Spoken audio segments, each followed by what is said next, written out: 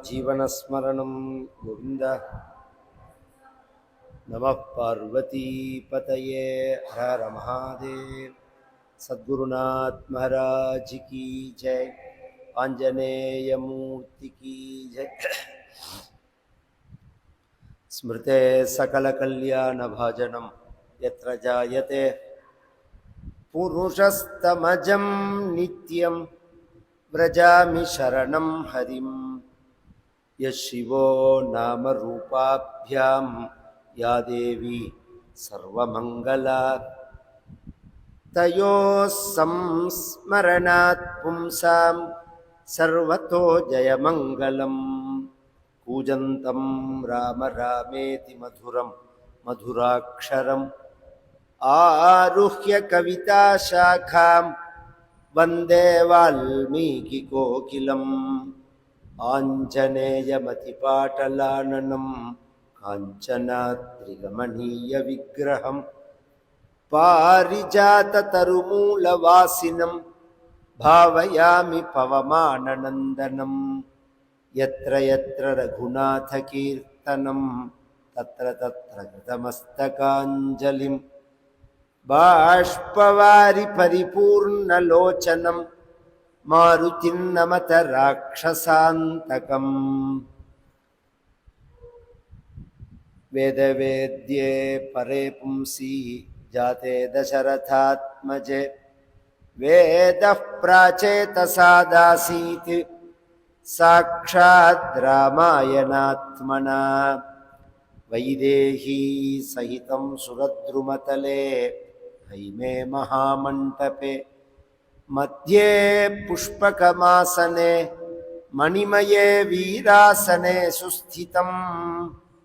अग्रे वाचयति प्रभञ्जनसुते तत्त्वं मुनिभ्यः परं व्याख्यान्तं भरदादिभिः परिवृतं रामं भजे श्यामलं। नमोऽस्तु रामाय सलक्ष्मणाय देव्यै च तस्यै जनकात्मजायै। नमोऽस्तु रुद्रेन्द्रयमानिलेभ्यो नमोऽस्तु चन्द्रार्कमरुद्गणेभ्यः। सकृदेव प्रपन्नाय तवास्मीति च याचते अभयं सर्वभूतेभ्यो ददाम्येतद्व्रतं मम। भक्तवात्सल्यजलधेः परमानन्दरूपिणः अस्मदाचार्यराजस्य प्रपन्नोऽस्मि पदाम्बुजं।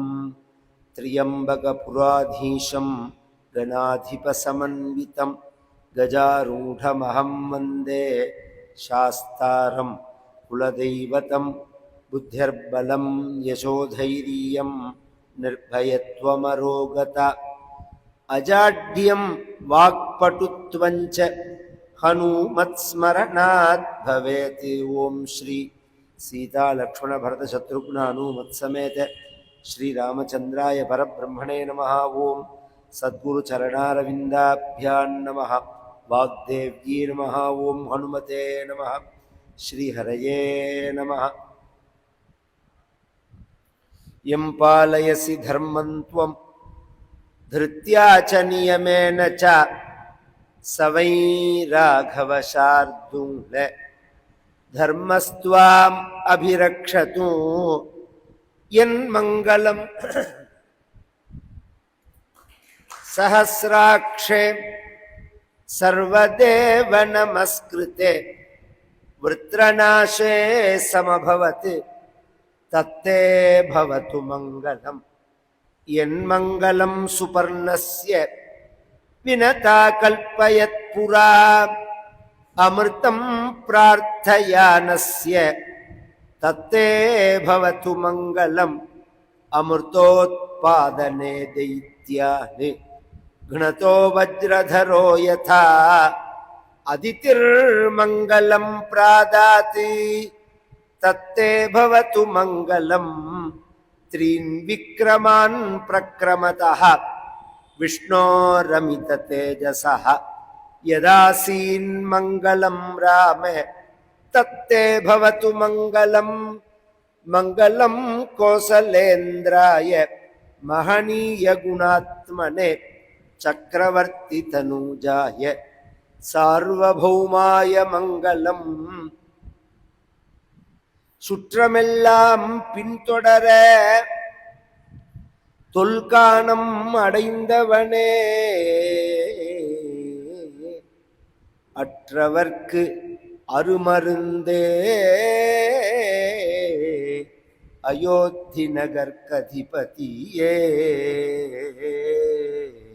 கற்றவர்கள் தான் வாழும் கணபுரத்தன் கருமணியே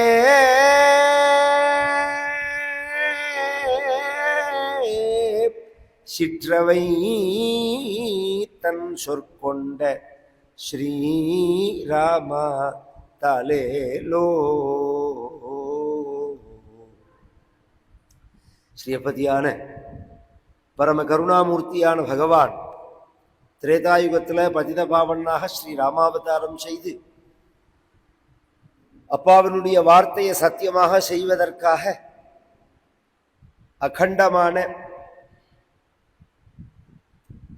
அபரிமிதமான விலை மதிக்க முடியாததான ராஜ்யத்தை பகவான் விட்டுட்டு போறான். இதுதான் ராமாயணம். இன்னைக்கு பணத்துக்காக என்ன வேணாலும் செய்யலாம் அப்படிங்கிறது மனிதர்களுடைய மனசு. ஆனா முழுசா அதுல இறங்கல்லவா. ஆனா மனசு அது மாதிரி டியூன் ஆயின்னு வரது.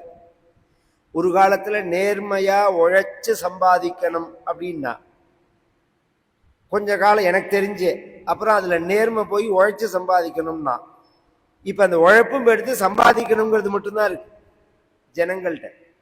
எப்படியாவது சம்பாதிக்கணும் அப்படிங்கிற மாதிரி. ஆனா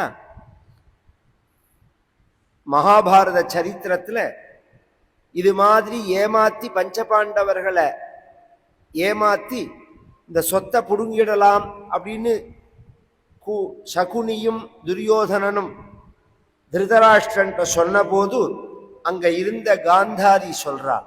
காந்தாரி யாரு? துரியோதனனோட அம்மா, திருதராஷ்டிரனோட மனைவி.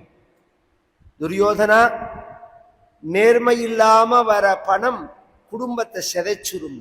பிரத்வம்சினி க்ரூர சமாஹிதா ஸ்ரீஹி. இந்த பணத்தோட காரணம் நீங்க என்ன நினைக்கிறீர்கள்? சௌக்கியமா இருக்கிறதுக்கு தானே. யாரை கேட்டாலும் அப்படித்தானே சொல்லுங்க. எதுக்கு பணம் வேணும்? சௌக்கியமா இருக்கிறது. அந்த சௌக்கியம் இருக்காது. க்ரூர பணம் இருக்கும், சௌக்கியம் இருக்காது. பிரத்வம்சினி க்ரூர சமாஹிதா ஸ்ரீஹி மிருது பிரௌடா கச்சதி புத்திர பௌத்ரான்.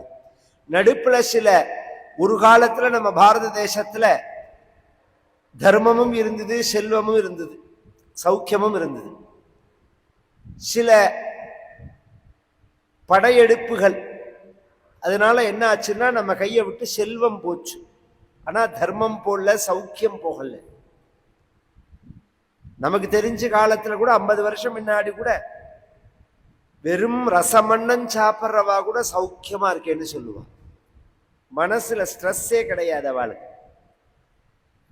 அப்புறம் கொஞ்சம் கொஞ்சமா நமக்கு பணம் வேணும் பணம் வேணும்னு ஒரு ஜென்ரேஷனை தயார் பண்ணி படிக்க வந்து வெளியில வந்து சம்பாதிக்க ஆரம்பிச்சு அடுத்த ஜென்ரேஷனை அதையும் விட வேகமா பந்தய குதிரை மாதிரி தயார் பண்ணி இந்த ஐடி ஃபீல்டெல்லாம் வந்த உடனே இப்ப ஓரளவு பணம் ரொட்டேஷன் எல்லாருக்கும் ஆயிடுச்சு. பணம் கையில புரள ஆரம்பிச்சிருக்கும். சௌக்கியம் இருக்கான்னு கேட்டா கிடையாது. சௌக்கியம் கேட்டா கிடையாது. சௌக்கியம்ங்கிறது பணத்தினால அடைய முடியாது. அதுவும் அதர்மமான மார்க்கத்துல சம்பாதிச்சா பிரத்வம்சினி க்ரூரசமாகிதா ஸ்ரீ. அந்த வம்சத்தையே துவம்சம் பண்ணிடும் அது. பின்ன எந்த பணம் தெரியுமா நமக்கு சௌக்கியத்தை கொடுத்து, நம் குழந்தைக்கு சௌக்கியத்தை கொடுத்து, நம்ம பேரனுக்கு சௌக்கியத்தை கொடுத்து, பரம்பரையா எது வரும் தெரியுமா? துரியோதனா மிருது பிரௌடா கச்சதி புத்திர பௌத்ரான் அப்படிங்கிறார். இந்த கவனிச்சு கேட்கணும். முதல்ல நமக்கு சௌக்கியத்தை கொடுக்காமையே போயிடும் பணம். நாம அனுபவிச்சு, நம்ம குழந்தை அனுபவிச்சு, நம்ம பேரை அனுபவிச்சு, அந்த காலத்துல பரம்பரையா கர்ப்பஸ்ரீமான்னு சொல்லுவாள். அத இது தர்மமா சம்பாதிச்சு வந்த பணமா இருந்தாதான் இருக்கும். அதனால பணத்துக்கு முக்கியத்துவம் கொடுக்கறதுங்கிறது இப்பதான். ராமாயணத்துல பகவான் அகண்டமான ராஜ்யத்தை தியாகம் பண்றான். அதுதான் ராமாயணத்தோட ஹார்ட், முக்கியமான கட்டம்ங்கிறது. பட்டாபிஷேகம்னு ஏற்பாடு பண்ணி தீர்மானமும் பண்ணி மக்களை கூப்பிட்டு அறிவிச்சு ராமரை கூப்பிட்டு தீர்மானம் பண்ணி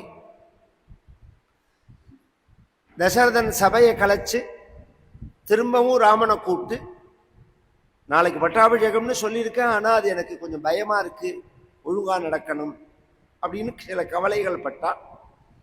சமாதானப்படுத்திட்டு வர வசிஷ்டர் வந்து பகவானுக்கு ரட்சாபந்தனம் பண்ணினார். கௌசல்யாட்ட பகவான் சொன்னான். கௌசல்யா ரொம்ப சந்தோஷப்பட்டார். ஜபஹோமங்கள்லாம் ஏற்பாடு பண்ணினார். அயோத்தியே பட்டாபிஷேகத்தை கொண்டாட ஆரம்பிச்சது. தெரு முழுக்க தோரணம் கட்டி வாழைமரம் கட்டி நல்ல விளக்கு ஏற்றி வச்சு. பொதுவா ஒரு கல்யாணம்னா ஃபர்ஸ்ட் என்ன பண்ணணும், என்ன பண்ணுவா? வாசல்ல சுண்ணாம்பு அடிப்பா. வயசானவர்களுக்கெல்லாம் ஞாபகம் இருக்கா? சகப்பு வெள்ளை அடிப்பா. நம்ம அதுல கல்யாணம்னா முதல்ல அதை பண்ணணும். மங்களகரமான விஷயம் அது. அதை பண்ணி வாழைமரம் கட்டி தோரணம் கட்டி. இதுல என்ன விஷயம்னா, பட்டாபிஷேகம் ராமனுக்கு தசரதநாத்துல தான் அதை கட்டினான்னு இல்ல, அயோத்தியில உள்ள அத்தனை பேர் வீட்லயும் கட்டிட்டான். ஏன் அப்படின்னு சொன்னா, எல்லாரும் சொல்றா எங்காத்து குழந்தை ராமன், எம் புள்ள ராமன் அப்படிங்கிறா. மக்கள் சொல்றா. கவனிச்சு கேட்கணும். நீனே சொல்லிக்க கூடாது, நான் புள்ள, நான் அப்பா, நான் தாத்தான்னு சொல்லக்கூடாது. மக்கள் சொல்லணும் எங்க வீட்டு குழந்தை ராமன் அப்படிங்கிறான். எல்லா மக்களும் இதை கொண்டாட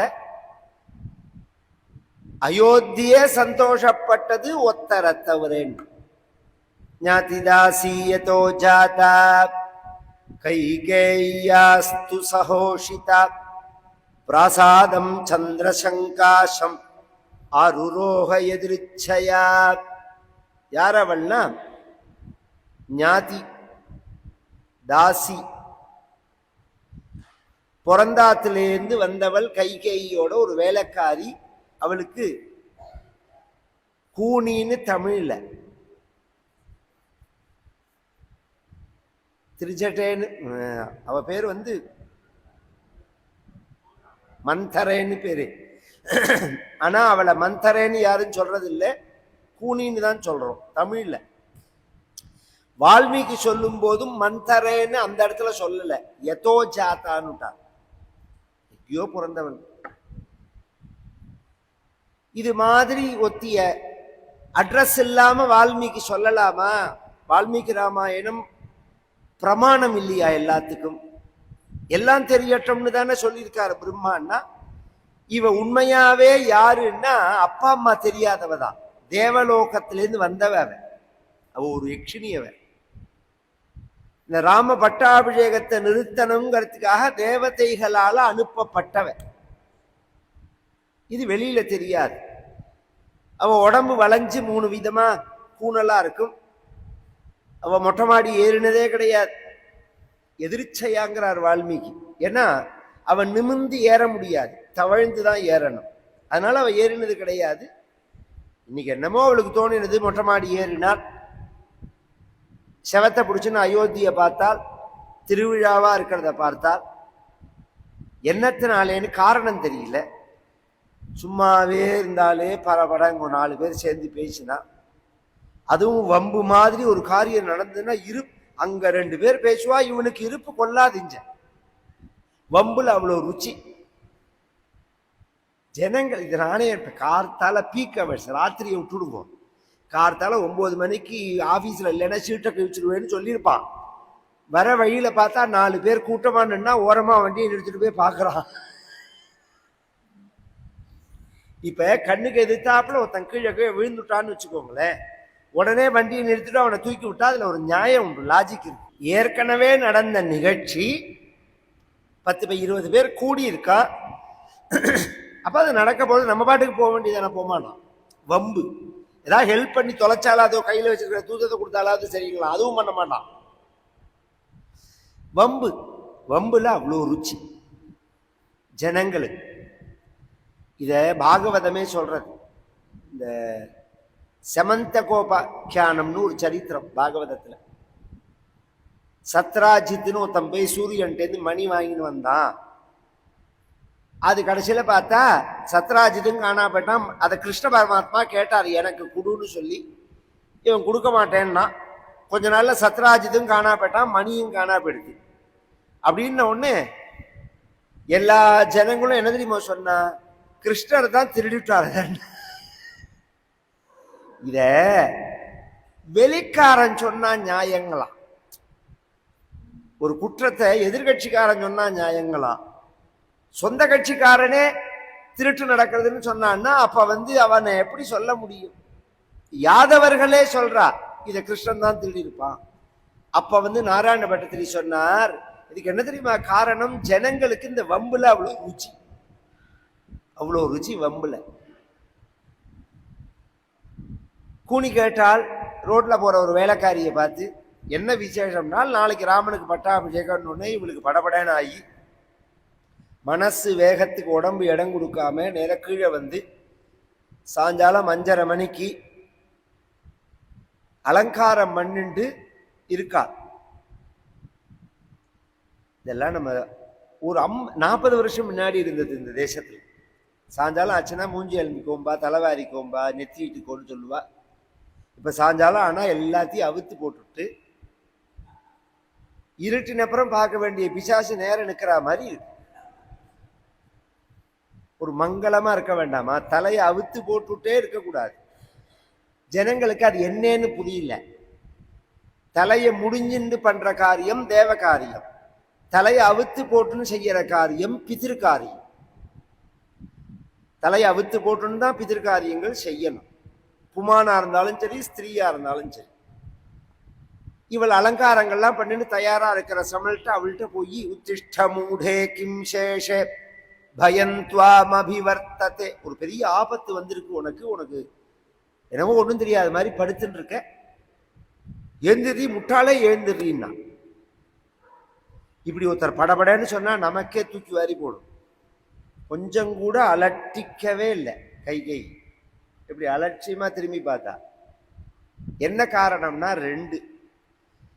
ஒன்னும் இவளை குழந்தையிலேந்து பார்த்திருக்கா, அதனால இவ பயமான காரியத்தை தான் இப்படி பயமூர்த்தி சொல்லுவான்னு இல்ல, நல்ல விஷயத்தையே இவ இப்படி பயமூர்த்தி தான் சொல்லுவோம். அம்மா அப்படிமா, என்னடான்னா தாகமா இருக்கு தூத்தம் கொடுங்கம்மா, பலார்னு அறையலாம் போல இருக்கும். மாமா அப்படின்னா அவன் கூப்பிடுற அந்த பயம் இருக்கு பாருங்க, அதிர்ச்சியா இருக்கும், அதிர்ச்சியா கூப்பிடுவான். இப்படி சில பேர் இப்ப இந்த டவுன்ல பேச்சு தான் நின்று பேருக்கே தவிர நான் சொன்ன பிஹேவிங்லாம் மாறல. கல்யாணம் கார்த்தியில திருப்பி கூடினா இதெல்லாம் வழியில வரும். நான் சொல்றேன் எல்லாத்தையும் பார்க்கலாம். பேசுறதேவே இவ தஞ்சாவூர் ஜில்லாவா திருநெல்வேலியா அந்த அந்த சேஷ்டையிலேயே புரியும். அது இவ நார்த்தார்காடா சவுத்தார்காடா எல்லாம் புரியும். ஏதோ பேசுறதுக்கு வாய்ப்பு இல்லாதவன் தனித்தனியா உட்கார்ந்துக்கிறதுனால அப்படி இருக்கமே தவிர அந்த சுபாவம் மாறவே மாறாது. எப்படி மாறும்? அது அமெரிக்கா போனாலும் அப்படியே தான் இருக்கும். அது மாதிரி பயமூர்த்தி பேசுறது, அதனால அவ பயப்படல. 2வது, ராமன் தசரதன்லாம் நமக்கு இருக்கிறதே எங்கேருந்து பயம்னு நினைச்சா. என்னன்னு கேட்டான், உங்ககிட்ட பிரியமா இருக்கா மாதிரி ராஜா நடிச்சுட்டு உன் சக்கலத்தி பிள்ளையான ராமனுக்கு பட்டாபிஷேகம் ஏற்பாடு பண்ணியிருக்கார் நாளைக்கு அப்படின்னா. பயம்னு சொன்ன போது ஏந்திருக்காத கைகேயி ராமனுக்கு பட்டாபிஷேகம்னு சொன்ன உடனே துள்ளி குதிச்சு எழுந்துட்டு தன் கழுத்தை குடிஞ்சு பார்த்தா ஏகப்பட்ட மாலை தொங்கறது, கணக்கு இல்லாம தொங்கறது. இந்த அசட்டு ஆத்துக்கார்ட்ட சில மாமியை சொல்லி சொல்லி சொல்லி நகையை வாங்குவா, நகையை வெளியிலையும் எடுக்க மாட்டா. ஒரு நாளைக்கு லாக்கரை திறந்தா பக்குன்னு இருக்கும். இவ்வளோ நகையாடி ஒவ்வொரு தடவையும் ஏதோ சொல்லி காரணம் சொல்லி சண்டை போட்டு அடம் முடிச்சு ஏதோ நடந்து நகை வந்துடும். அது மொத்தமா பார்க்கறதே தான் இவ்வளோ இருக்கான்னு தோணும். போட்டுக்கவும் மாட்டா. ஏதோ போட்டு தொலைச்சாலாவது சரிங்களா, போட்டுக்கவும் மாட்டா. இவ ராஜாங்கமோனோ எல்லாத்தையும் போட்டுன்னு இருக்காவ. கணக்கும் தெரியாது, கணக்கும் தெரியாது. தன் கழுத்திலேருந்து ஒரு முத்து மாலை, நல் முத்து, ஒரிஜினல் முத்து. ஏகமாபரணம் தஸ்யை குப்ஜாயை பிரததௌ சுபம்ங்கிறாருங்க. கவனி, வால்மீகி ரொம்ப, வால்மீகி ராமாயணமா சொன்னா ஒரு வருஷத்துக்கு மேல ஆகும். இங்க வெளியிலேயே போக வேண்டாம். ஏகம் ஆபரணம் தஸ்யை, ஒரு ஆபரணத்தை போட்டார்னு சொல்லாம சுபம்ங்கிறார். சுபம்ங்கிற வார்த்தையை ஏன் குறிக்கிறார் அப்படின்னா, அசுபமான ஆபரணமும் இருக்குன்னு அர்த்தம். எலும்புல போட்டுக்கிறது, மண்டை ஓட்டுல போட்டுக்கிறது, கிளிஞ்சல்ல போட்டுக்கிறது. இப்ப புதுசா ஒண்ணு கிளம்பி இருக்கு, கருங்காலியில போட்டுக்கிறதுன்னு. இதுக்கெல்லாம் எங்க இருக்குன்னே தெரியல, எனக்கு பிரமாணம் எங்க இருக்குன்னே தெரியல.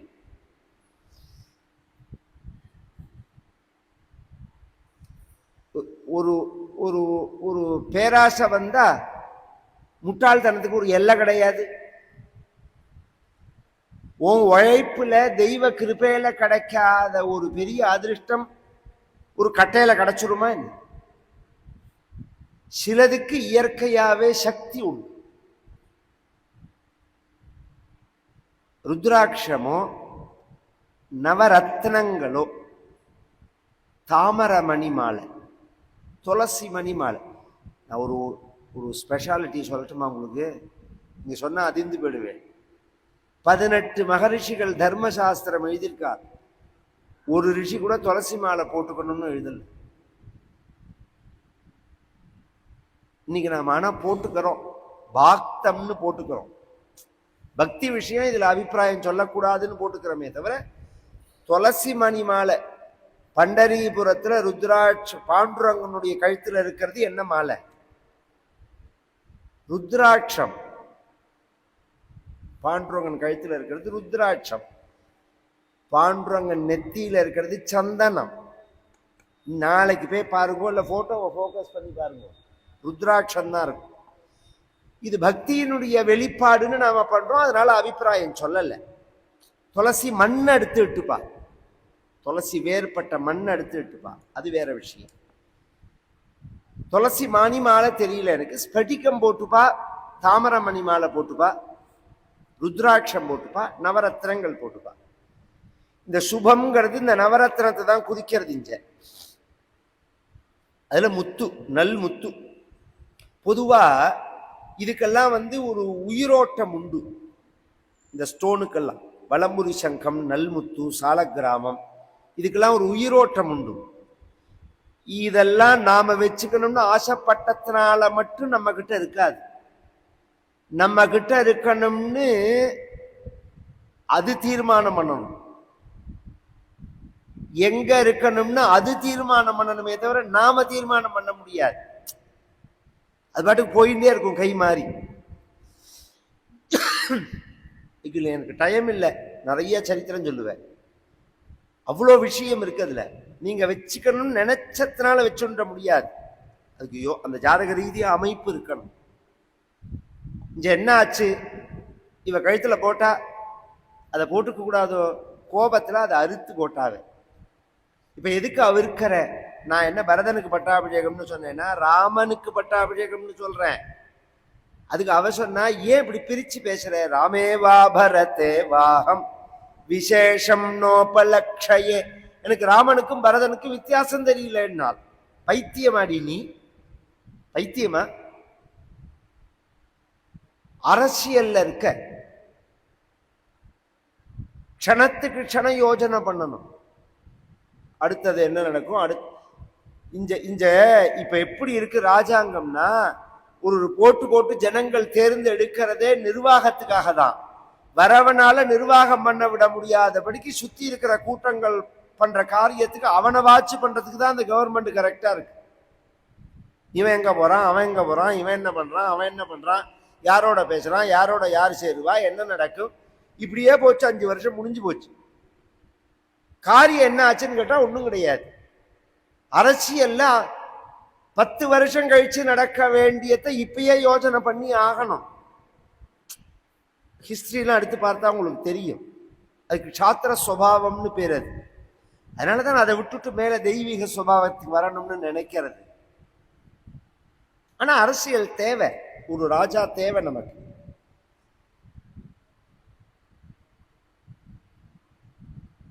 நான் என்ன சொல்றேன்னு உனக்கு புரியலையா?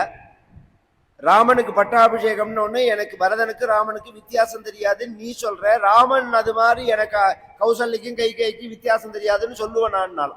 நடந்துன்னு இருக்கான் ராமன். நான் இன்னைக்கு நடக்கலாம். ஏன்னா இன்னைக்கு ராஜா தசரதன்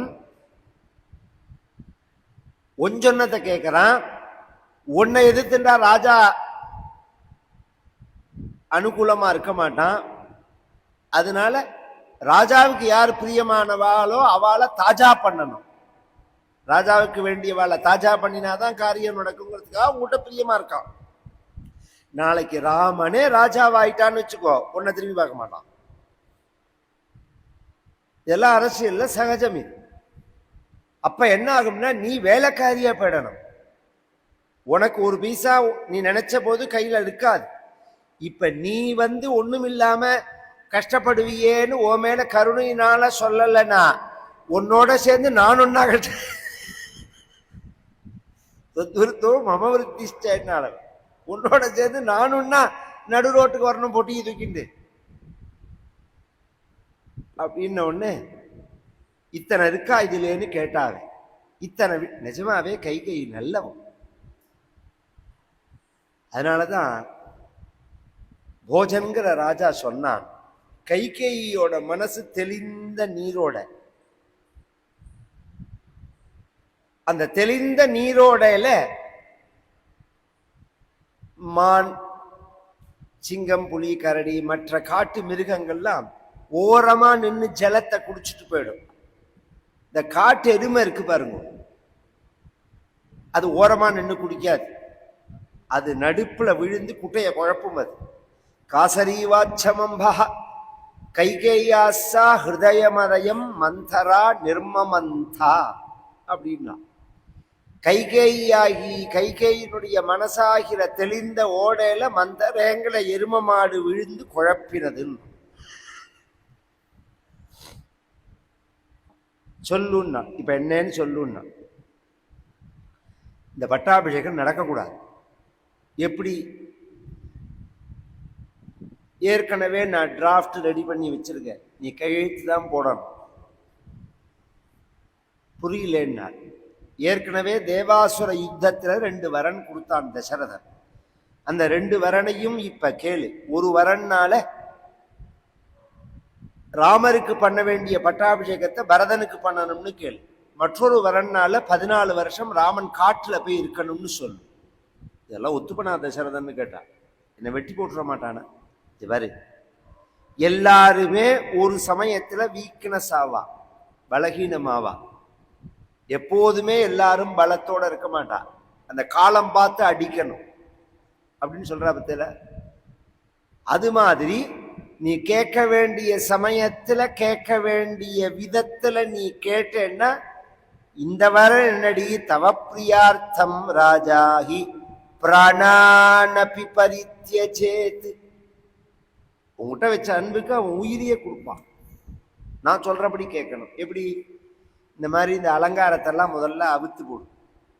இந்த அலங்காரங்கள்லாம் ட்ரெஸ் எல்லாம் வேண்டாம், சாதா புடவையை கட்டிக்கோ. சாதா பின்னெல்லாம் அவுத்துரும், பூவெல்லாம் எடுத்துரும், எல்லாம் வரிசையா சொல்லின்னு வரான்னு வச்சுக்கோங்களேன். ஏன்னா நீ ட்ரெஸ் பண்ணிட்டு இருந்தேன்னா உன்னை ஏமாத்திட்டு போயிடுவான். நீ கோபமா இருக்கேங்கிறதுக்கு அடையாளமா இருக்கணும்.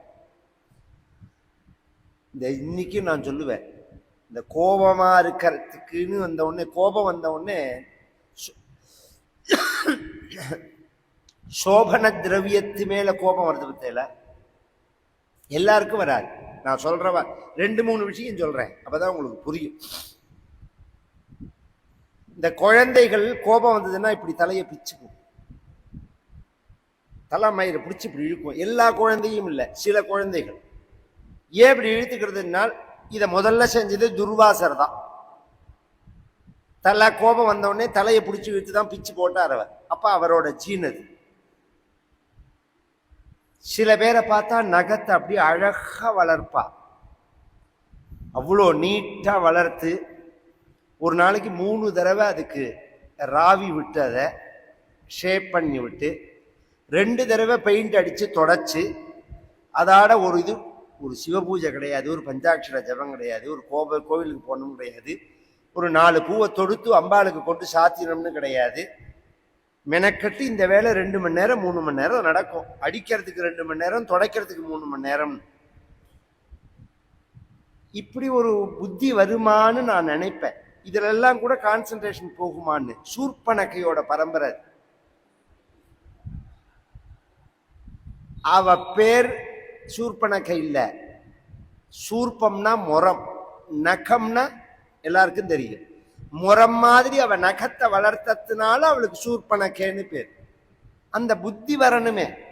அது மாதிரி இப்ப கோபம் வந்த உடனே சில பேரை பார்த்தேன்னா தலையில உள்ள பூ எடுத்து போடுவா, கழுத்துல உள்ள தாலி அவுத்து போடுவா, முதல்ல தோட்டை அவுத்து வச்சிருவா, வளையல கழட்டி போடுவா.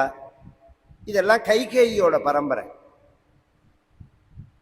கோபம் வந்தா செய்யதெல்லாம் யாருக்கு நஷ்டம்? யாருக்கு நஷ்டம்?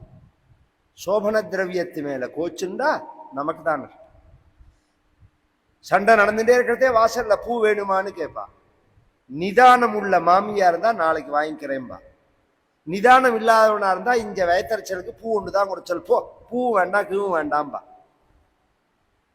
சாதாரணமாவே இருந்தாலே பூ பழம் பால் வெத்தலைய வேண்டாம்னு சொல்லக்கூடாது. வாசல்ல ஒருத்தர் கேட்டான்னா வேண்டாம் அப்படின்னு சொல்லக்கூடாது, இருக்கு அப்புறம் வாங்கிக்கிறேன்னு சொல்லணும். சில பேர் கேட்பா இதெல்லாம் பண்ணதுனால என்ன? பாருங்க, முயற்சி பண்ணிட்டே இருக்கணும் வாழ்க்கையில. கெட்டதை தள்ளி போட்டுட்டே இருக்கணும். உடனே நடக்கிறதுக்கு மேல தள்ளி போடணும்.